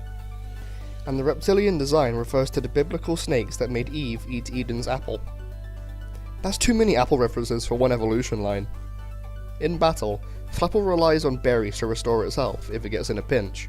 I do admittedly prefer these for the design and barely use them in battle, but that should be enough of a reason to have them this high, right? Who's that Pokemon? Another pre-evolution I prefer over the final stage, and once again it's due to the anime. It's Krogunk. In particular, Brock's Krogunk. But before that, his origin. Krogunk is based on a poison dart frog, the most toxic creature on the planet. I already love frogs, but this is a frog you do not want to mess with. This makes me appreciate Krogunk's design more than most. In the anime, Krogunk takes over the role of Misty and Max, meaning it's his duty to stop Brock from flirting with every woman in the vicinity. He does this with a well-placed jab to the stomach. Many say the joke gets old, but to me it can't get old enough. Also, I think it's interesting how they chose Krogunk over Toxicroak for Pokken. Guess he's just that popular. Look at him go! I'm not kidding, the anime is the only reason I like him this much. So, I guess we can move on to the next entry. Who's that Pokemon? As soon as Tapu Koko was announced in 2016, I immediately knew it would sit among my favourites. For those who can't tell exactly what this thing is, I don't blame you. This is an electric fairy elder god with design inspirations from a rooster. Of the Tapus, Koko takes the crown of the most badass, imposing, and most magnificent of them all. Similarly to the others, the region of Alola worships him as a deity. Tapu Koko is a hero, and would defend anyone just because they need it. This is a bit of depth that the other Tapus don't really have. Let's say, if Tapu Koko chooses to defend you, be damn sure nothing is getting through him. His base speed reaches heights of 130. That's a Pokemon just as fast as Mewtwo, as well as having a base attack stat of 115. He is anything but a chicken in battle. Even his ability, Electric Surge, allows him to become even stronger. His mere presence would coat the battlefield in nothing but pure electric energy, giving any electric type move a 50% power boost and completely negating sleep statuses. This power would make even the most strongest legendary shaky. However, his move pool is limited, and his fairy typing is almost only defensive, as it doesn't learn Moonblast or Play Rough, and ground type moves can give Coco a hard time. But that doesn't stop me from worshipping its numerous strengths. Who's that Pokemon? You heard me. I like this literal pile of trash more than Tapu Koko. I'm not joking. I don't need to tell you that Garbodor is based on garbage. That much is painfully obvious. But I believe his design goes a little bit deeper than that. First of all, the region he comes from is based on the US of A, which has a huge problem with trash building up in landfills and dumps. But Garbodor also completes what I like to call the pollution trio. Weezing represents air pollution, Muck is water pollution, and Garbodor is land pollution. All of these things are huge real world issues. But I also like using Garbodor in battle from time to time. It is the perfect spike setter thanks to its bulk, but it can also do some damage with gong shots and even explosion if you so wish. Recently, Garbodor even received a Gigantamax form to boost its already great stats for 3 turns. I just wish people would stop judging Garbodor based on the fact that he's trash, when Muck existed in Generation 1. Oh well, at least I will always love this dude. Who's that Pokemon? Every rose has its thorns, and Roserade is no exception. I often hear people say that Roserade is a girly Pokemon, and that only little girls would like it. I'm sorry, but Roserade has the potential to decimate entire teams if they aren't ready. I love Roserade. She is almost like a ninja with a cape and mask, further showing how deadly it can be. She has one of the highest special attack stats of all grass types, with the maximum being 383. I like teaching it Toxic Spikes and Synthesis to make sure it lasts as long as possible on the battlefield. Overall, Roserade is my grass type of choice in Sinnoh, if I didn't already pick Turtwig of course.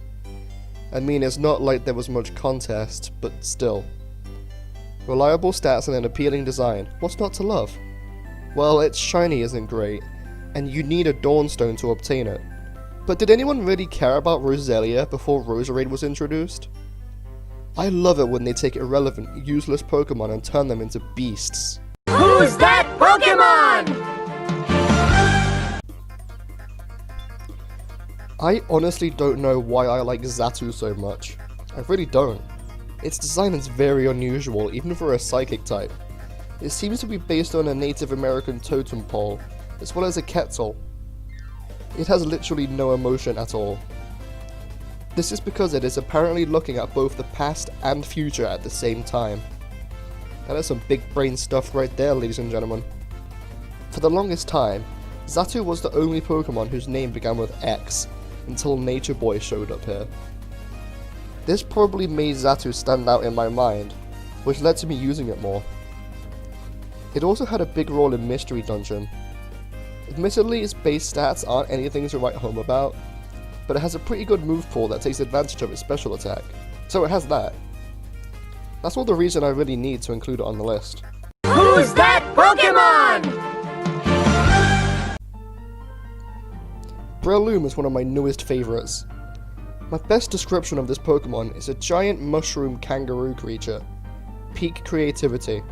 Breloom is a very good battler too, even if it's crippled by flying types. In terms of attack, he is a monster, and is one of, if not the strongest physical grass type.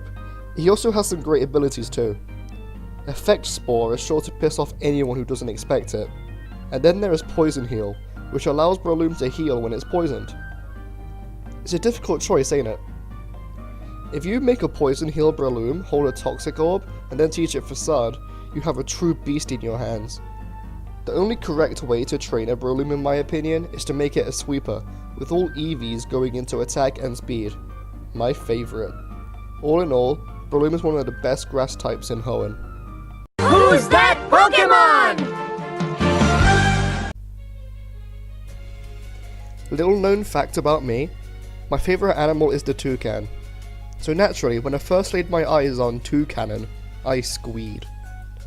Toucanon takes the old concept of the early game normal flying type and makes it actually interesting while still being normal flying type. I used this thing all throughout Sun and Moon, and it actually held its own in a battle. It has a base 120 attack stat, and everything else is well balanced, meaning it doesn't really falter in any area. It even has a signature move in Beak Burn, where it takes 2 turns to charge up a huge blast of energy hidden inside that huge beak. If anything touches Toucannon while he's charging, they get burned. That is epic. I will admit that the main reason this is so high up on the list is because of my bias for toucans, but please, let me have this one. Who's that Pokemon? My favourite member of Team Rocket, as well as my favourite character from the anime, comes in at number 22. It's none other than Meowth. Most people who aren't even Pokemon fans know about Meowth because of the anime. Meowth's design is based on a fortune cat of Japanese culture, as shown by the coin ever planted on its forehead, as well as his signature move in Payday. Meowth seems to be very popular at Game Freak, since it has attained 2 regional variants. Alolan Meowth is suave and sassy, while Galarian Meowth is rash and barbaric. Meowth even has a Gigantamax form. In the anime, Meowth acts as the brains of Team Rocket, despite not being that smart himself. Imagine being outsmarted by a pet. Team Rocket's Meowth also has the distinction of being one of the only non-legendaries to be able to speak human language. And the backstory of why he can do this is actually pretty touching. Persian is pretty cool too, but not nearly as iconic. And its Alolan form is... well, it exists. Who's that Pokemon? And the award for the best Pokemon name goes to Rayquaza. Just say his name, Rayquaza. Badass. Is the ever popular and ever powerful master of the weather trio, Rayquaza. I can't stop saying it, Rayquaza. This is a Pokemon that only gets better as time goes on. No matter which game he appears in, he's always welcome and deserves every bit of attention he gets. Naturally, his stats are really good, like really good. Most of his stats go to the astronomically high offensive stats. Both of his offensive stats are base 150. He has one of the most diverse move pools of any legendary dragon as well, and is the most powerful dragon type ever if I'm not mistaken. Not only that, he lives in the freaking ozone layer, mercilessly defending his territory from intruders. His ability Airlock also completely destroys all weather teams, since all weather effects are deleted as soon as Rayquaza shows up. That's not even mentioning his Mega Evolution, which is actually what's keeping him from being any higher. Rayquaza didn't need a Mega, now it's too powerful. You can call me salty, but it's just a small criticism of what is a pretty epic Pokemon. Who's that Pokemon? Yet another Pokemon I bet no one was expecting to be this high. Runerigus took an underwhelming, frankly boring Pokemon in Cofagrigus and made it fresh and extremely interesting. Runerigus may be based on the Ingvar runestones, which are large stones engraved by Vikings, which most of them even had a snake motif. Runestones were also believed to have mystical properties that conveyed powers of protection, wealth, and victory. But it may also be based on Apophis, the Egyptian god of chaos, who was often represented as a serpent. Needless to say, this is way more original than a sarcophagus. Besides from that, this Pokemon is very bulky, with its highest stat being defense, highest being 427. It can also be used as a Trick Room or Spike Setter, but it can even pack a punch with Earthquake or Shadow Claw. My only complaint is its evolution method. But that's really it, and all I can say. Runerigus is original, badass, and fun to use. Who's that Pokemon?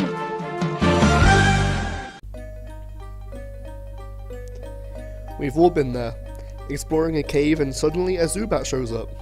No biggie, but uh-oh, you ran out of repels. 5 minutes later, you have slaughtered at least the bare minimum of 45 Zubat, and its cry is embedded into your brain. However, if you decide to catch a Zubat and use it on your team, you'd be surprised at what it could become. If you show Zubat enough love and choose to put in the time, you'd get one of the best flying types out there, Crobat. Crobat is freaking good. It specializes in speed, with its maximum being 394. That's fast. It can also learn Roost and Mean Lug to piss off your opponent. Like most flying types, Stealth Rock is an issue, but in a casual playthrough of Sinnoh or Johto, I would recommend using it 100%. The best part is that Zubat can be found in almost any region. Next time you see a Zubat, which, let's be real, you probably will, remember it can become one of the best poison types out there. Who's that Pokemon? Here we have the original Psychic type, and one of the few Gen 1 designs that still look great today. Alakazam is the definitive Psychic type. It is based on magicians who could bend spoons with their mind, mixed with a fox or something. Its design really speaks for itself, it doesn't really resemble anything. Alakazam's claim to fame is its amazing special attack and speed, as well as an impressive move pool to choose from. Now make that special attack and speed even better because now you have its Mega Evolution. I also love this thing's design, it's so goofy. Like, who needs that many spoons? In Gen 1, everyone had an Alakazam on their teams because it was so busted. It essentially had no weakness. Of course that's not the case anymore, but Alakazam is still a fantastic choice for teams. Use it, it's good. Who's that Pokemon? Moth Pokemon are 9 times out of 10 boring or useless. Masquerain, Mothim, Venomoth, all boring. Gen 5 comes along with a brand new take on a moth Pokemon and well, they delivered. Now that's a moth. The sun Pokemon, Volcarona, is a 5-foot tall volcanic moth with a great move pool and even better numbers. First of all, its appearance and type. Bug and Fire is a fantastic type combo that I'm surprised wasn't done before Gen 5. The insect is based on is the largest moth in the world, the Atlas moth. But wait, there's more. It's also based on the solar deity, a god said to control the sun. Basically a better Solgaleo. Any Gen 1ers out there still want to say they're running out of ideas? Didn't think so. Volcarona has an insane special attack for a bug Pokemon reaching over 400, and his other stats are great.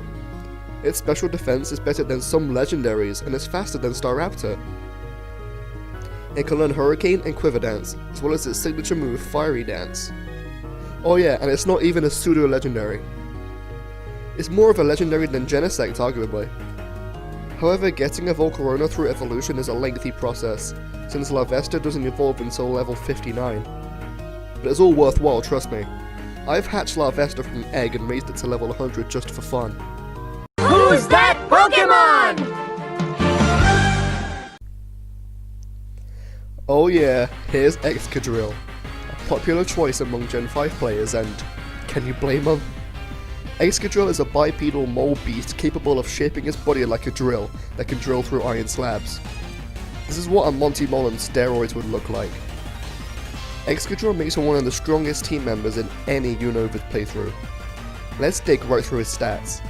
His attack stat can reach a little over 400, which is already really good, which is on par with Metagross. The main reason Excadrill is so dangerous is because of his ability Sand Rush. To put it shortly, if Excadrill is in a sandstorm and he is EV trained in speed, it can outspeed Speedform Deoxys. His speed is doubled. If you want the specifics, his speed stat can reach the max of 604. If that's not enough, his typing of Grounded Steel means he is immune to Toxic and Thunder Wave. Need I mention that he can learn Swords Dance? Do I need to say any more? Well yes, his design is the epitome of badass. If you so much as take a look at him the wrong way, he will rip your head off. Oh, and to remind you, he is a mole. I don't really know how Iris had one though. She was supposed to be a dragon trainer and caught like 2 dragons. Also, Excadrill is one of those Pokemon you love to use but hate to fight. That stops him from being any higher, but only slightly. Who's that Pokemon? Coming in from cyberspace, we have Porygon Z. Porygon Z is what happens when a Porygon 2 comes into contact with a computer virus, causing erratic behavior and an unusual design. However, this also causes it to have a superior special attack than its predecessors, with one of the highest special attack stats of any normal types, surpassing that of the Pokegod himself. Who says normal types have to be boring? Porygon Z's moveset is similar to that of Octillery, meaning he has a metric ton of choices, including Thunderbolt, Ice Beam, Tri-Attack, Nasty Plot, and Signal Beam. Disappointingly, this Pokemon has never made an appearance in the anime. I think we know who to blame for that one. Pikachu. He caused the explosion, it's all his fault. For those who don't know, the episode featuring the original Porygon had flashing lights that caused hundreds of kids to have seizures. Sucks to be honest. Also, receiving this Pokemon can be a pain as it needs 2 trait evolutions and 2 items are needed. It doesn't matter to me though. Who's that Pokemon? My main in the underrated Pokken tournament, as well as a unique design concept. Yep, it's Chandelure. When people say Pokemon designs are getting worse, many point towards Chandelure. But I'm sorry, Chandelure is way better than Electrode, Dugtrio, and many more older Pokemon. Just read his Pokédex entries. Instead of simply setting his prey on fire, it instead lures them in and then burns their very soul.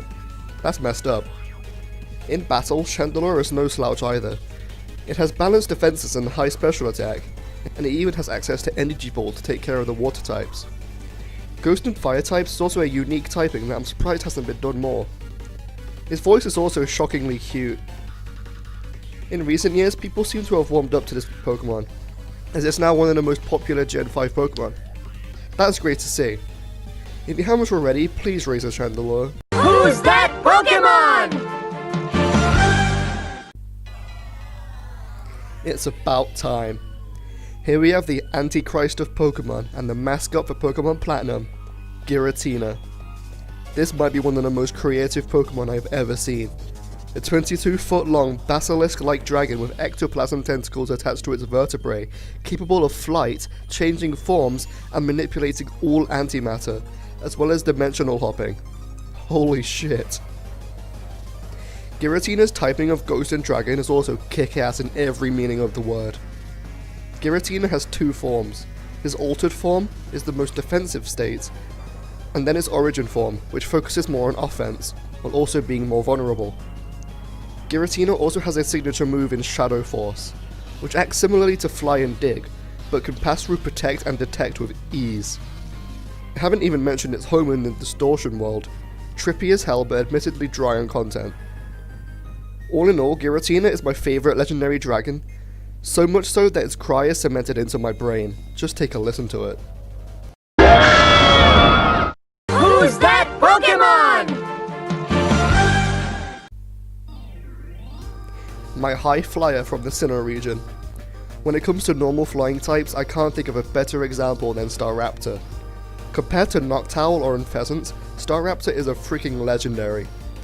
Despite its typing being overdone, I still find Staraptor to be special. A Sinnoh team is never complete without a Staraptor.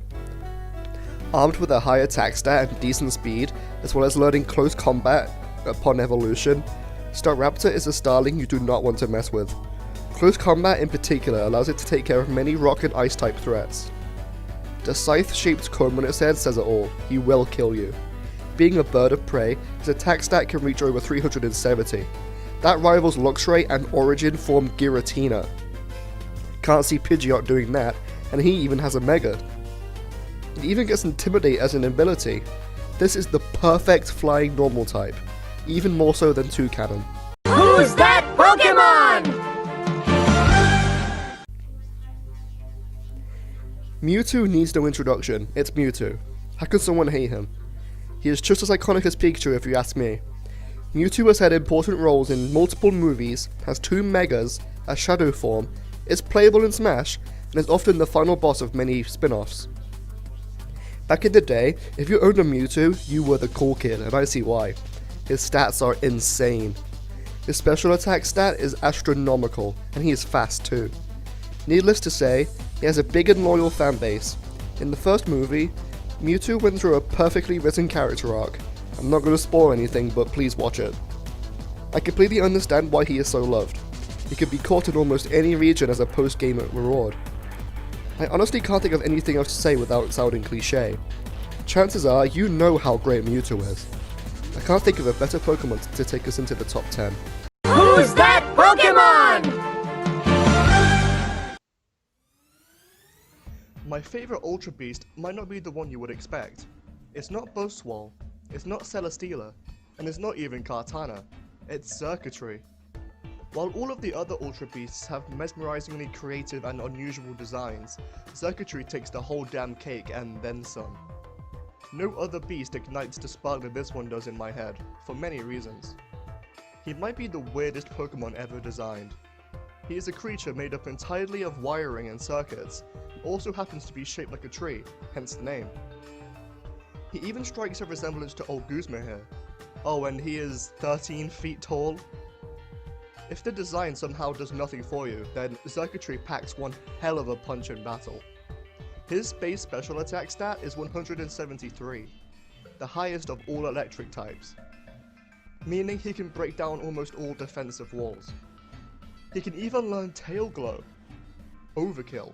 I'm so glad Ultra Beasts are back in Crown Tundra. You bet I'll be using Xurkitree. Who's that Pokemon?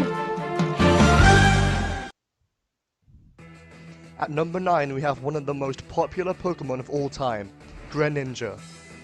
Yeah, everyone and their pet dog at least respects Greninja, myself included. Before I had even seen its evolutions, Froakie was a lock-in for my Kalos team. Something about his design just screamed at me to use it, and used it I did, and it was the head honcho of my team the whole time. First of all, its design. Yeah, a blue water frog doesn't sound very interesting, but then making it a ninja who uses its tongue as a scarf? Genius! In battle, Greninja is a real threat, especially with its hidden ability, Protean, which changes its typing to the type of the last move it used. Being a ninja, it obviously has a very high speed stat, but it also has really good special attack and physical attack, so it's a mixed sweeper. With a Life Orb, it's strong, and requires the opponent to think and stay on their toes. Greninja also happens to be a secondary main of mine in Smash too. Isn't it funny how that happens? Greninja also has a signature move called Water Shuriken. I don't have much to say about it, since I'd rather use Hydro Pump, but what a badass move idea. Ash Greninja is something else I've barely touched because I don't really think Greninja needed a power boost, but overall I can see why Greninja is a fan favourite. Who's that Pokemon? Hailing from the vacuum of space and the personification of DNA, it's Deoxys. This Pokemon has so many ways to use it thanks to its many forms. Defense form allows Deoxys to become a staller/wall. Neutral form is well balanced but doesn't really specialize in anything really. Attack form is strong as heck, but with little defense, and speed form is the fastest ever Pokemon not counting Sandroche Excadrill, and it hasn't got much muscle. And if you take the first letter of each of these forms and align them, it spells DNAs. That is because Deoxys is based on DNA, as well as aliens, since it comes from space and it landed on Earth via a meteorite. Deoxys even had its own movie, and while I don't like it that much, its battle with Rayquaza was epic. I just love his design so much, it's so good. Everything about this Pokemon captures what it's trying to do. It did what Ultra Beasts did 4 generations before Ultra Beasts. Who's that Pokemon? The signature Pokemon of Cynthia, the champion of the Sinnoh region, as well as my favorite pseudo-legendary, Garchomp, the land shark Pokemon. It's a land shark covered in spikes mixed with the jet plane. What more can I say? Well, Garchomp, as you can imagine, has a very high attack stat, and a nimble speed stat. This Pokemon was actually banned from many tournaments back in the day, until Fairy types put it in its place, but that's irrelevant. Swords Dance and Outrage was all you needed for Garchomp to take out everything. Everything else was just a bonus. Defensive walls would literally crumble against Garchomp. If someone was using a Steel type, you can teach it Earthquake to take it out, or Fire Fang if it had Levitate. Giving it a Lumberry would cure the Outrage confusion, or you can give it a Choice Scarf or Life Orb to boost the power of Outrage. Admittedly, its Mega Evolution is kind of underwhelming. Adding a few extra spikes does not suffice for a Mega, but I still adore this Pokemon and will continue to use it when available. Who's that Pokemon? This Pokemon entered my top 10 in a matter of months. A lot of these Pokemon in my top 10 came from years of memories. Not this one.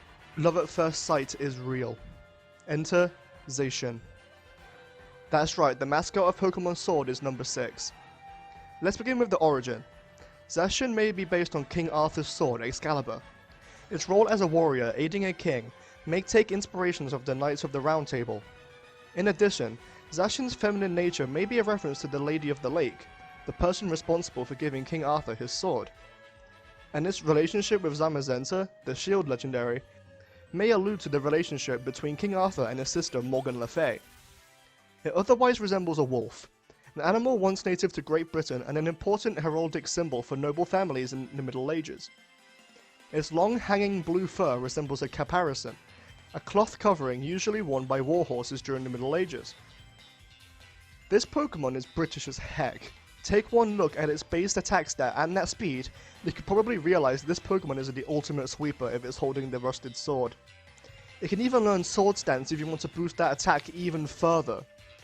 It's not like this thing has many weaknesses either. I nicknamed mine Zoro. I had to. I can't wait to see what the future holds for this guy.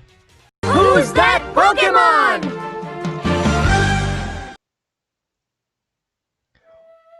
What a great way to start the top 5, being my favorite Psychic type and my favorite non-mythical legendary Pokemon. It's Lugia. It's so close to being perfect for me. Known as the Guardian of the Sea, as well as the leader of the Kanto bird trio, Lugia also stars in my favorite Pokemon movie, The Power of One. In this film, Moltres, Zapdos and Articuno are fighting over the territory, thanks to this cockhead who plans on capturing the trio as well as Lugia, who is summoned by this squabbling. Lugia, Ash and even Team Rocket now team up to stop the fighting and defeat this cockhead. This film also birthed the single most beautiful song in Pokemon, which you are listening to right now. In the games, Lugia can fit into almost any team, since it is bulky but also strong, with both attack and special attack being base 90, which is enough to get the job done. Also, despite being the Guardian of the Sea, Lugia is not a water type, but instead a Psychic and Flying type. I like that. There is also Shadow Lugia, that's the thing. I've not played Gale of Darkness, but I beg Game Freak to include Shadow Lugia in the main series. Please. All in all, get a Lugia. Who's that Pokemon? This little guy fits many criteria to be my favorite. Cute, interesting origin, and even slightly disturbing. Mimikyu is among one of the most interesting designs Game Freak has ever put out. It brings out many emotions for those who encounter it, making it one of the most compelling ghost types ever created. Mimikyu, as you can tell, looks awfully like Pikachu. Mimikyu disguises itself as Pikachu, in a desperate attempt for love and attention from anyone. This jealousy of Pikachu eventually evolved into hatred. It makes sense. Everyone loves Pikachu, why can't Mimikyu get the same treatment? It's not fair. I feel pity for the guy, but also curiosity. What's under that cloth anyway? But I know I won't be looking. It is said that anyone who has seen Mimikyu's real form died of shock. Yeesh. One thing is for sure though, Mimikyu definitely does not fight like a Pikachu. It is the only Pokemon with the ability Disguise, which allows it to tank any attack thrown at it, and take absolutely no damage. Until it was slightly nerfed, meaning Mimikyu gets a guaranteed free turn. This free turn can be used for anything, setting up Sword Stance or even going all out with a Z move. Can Pikachu do any of that? Of course not. All I want to know is how the hell does nobody love this guy in the Pokemon world? Heartless. Who's that Pokemon?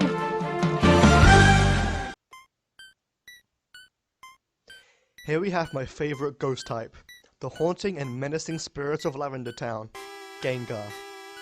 As you have probably gathered, Ghost is one of my favorite types, and Gengar is the definitive ghost type without a doubt. Before I gush over its design and personality, its stats, Gengar makes for an excellent special sweeper with his max speed being around 350, making for one of the fastest ghost types. Of course his main focus is special attack, which is just under 400 maximum. Not too shabby.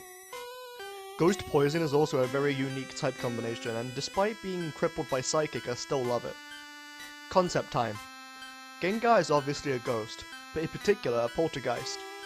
Gengar haunts humans for fun. Very mischievous. I like that a lot.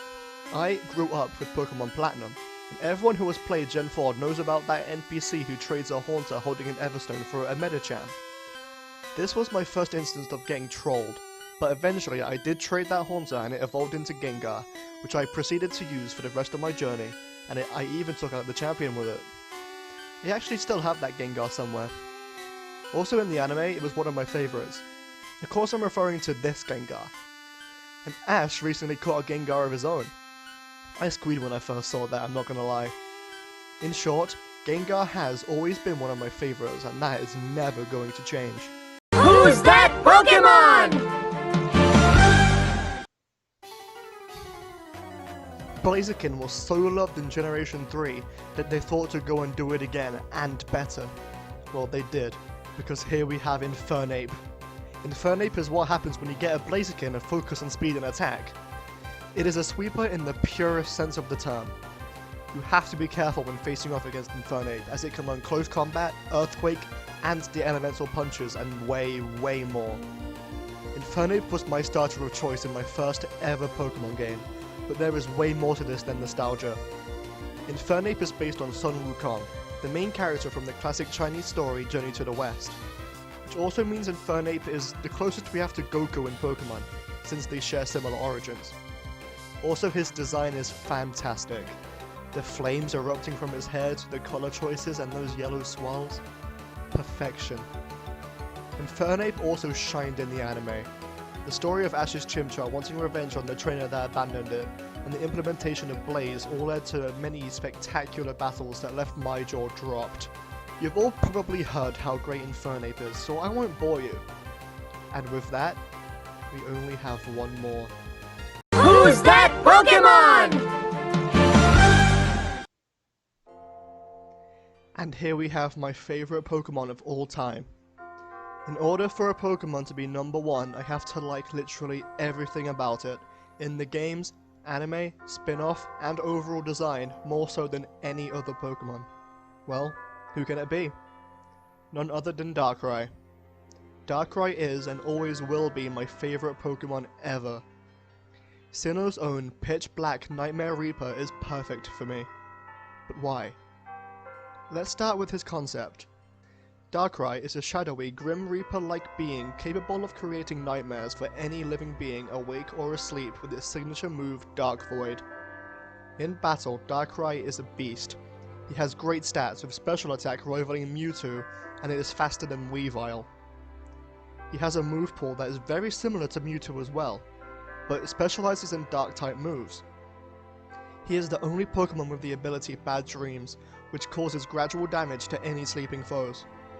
But all of that only scratches the surface of why I love him.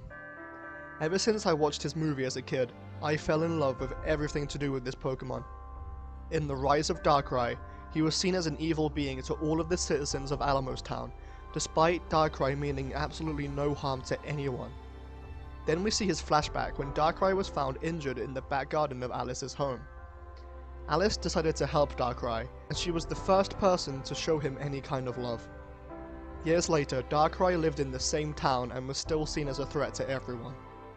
When Dialga and Palkia battled in the town, everything began to crumble apart as space and time was slowly wearing away. Fearing that he would lose his only friend, Darkrai sacrifices himself to save everyone. He attempted to stop both Dialga and Palkia and even took both Roar of Time and Spatial Rend at the same time. Darkrai's body gets disintegrated before our very eyes. That showed me, even as a kid, how deep of a character Darkrai was and is. That is why he's my favorite, as corny as it sounds.